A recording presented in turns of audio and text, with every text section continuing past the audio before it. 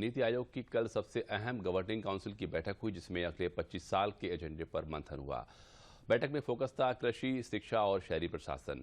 केंद्र सरकार ने विकास का रोड मैप साझा किया, वहीं राज्यों ने भी अपने सुझाव केंद्र सरकार के सामने रखे। टीम इंडिया ने अमृतकाल में देश के तेज विकास के लिए रोड मैप और एक्शन प्लान तैयार कर लिया है। प्रधानमंत्री नरेंद्र मोदी की अध्यक्षता में रविवार को नीति आयोग के गवर्निंग काउंसिल की 7वीं बैठक आयोजित हुई, जिसमें राज्यों के मुख्यमंत्रियों, उपराज्यपालों और प्रशासकों ने हिस्सा लिया। कोविड से निपटने में देश के सभी वर्गों, खासतौर से राज्यों के सामूहिक प्रयासों की सराहना करते हुए पीएम मोदी ने कहा कि भारत की संघीय संरचना और सहयोगपूर्ण संघवाद कोविड संकट के दौरान दुनिया के लिए एक मॉडल के रूप में उभरा। उन्होंने कहा कि भारत ने दुनिया के विकासशील देशों को एक शक्तिशाली संदेश दिया है कि संसाधनों की कमी के बावजूद चुनौतियों से पार पाना संभव है।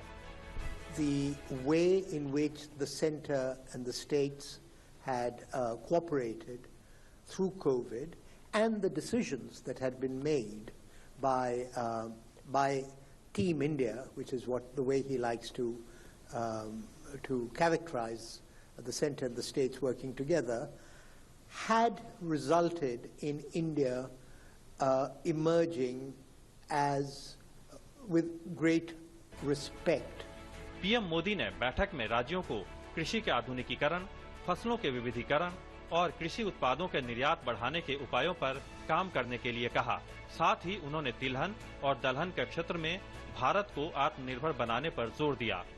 Prime Minister expressed the importance of agriculture diversification and why we need to be self-sufficient, especially in edible oil. So he mentioned that we are importing edible oil worth 1 lakh crore of rupees, and we are meeting nearly half of our total demand of edible oil from import.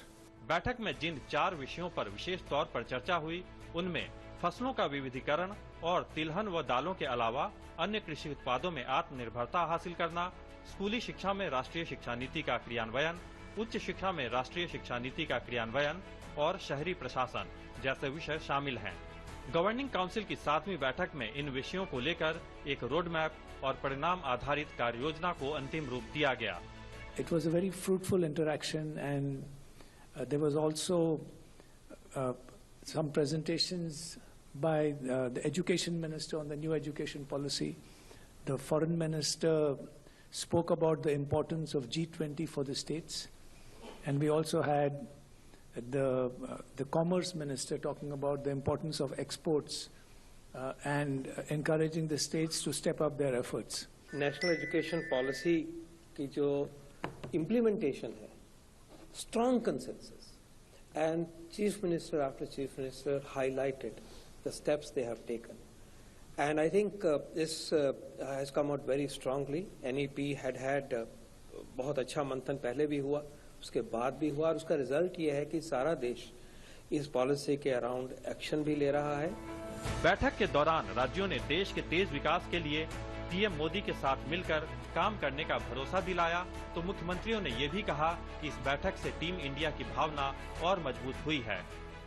हमने उत्तराखंड राज्य की तरफ से, जो केंद्र की तरफ से चलने वाले सारे कार्यक्रम हैं, उसमें नई शिक्षा नीति है, नेशनल एजुकेशन पॉलिसी हम लोग पूरी तरह से लागू कर रहे हैं। हमने बाल वाटिकाएं वहाँ पर प्रारंभ कर दी है और ऑनलाइन क्लासेस भी शुरू कर दी है। शिक्षा का जो अधिनियम है वो भी हमने लागू कर दिया है।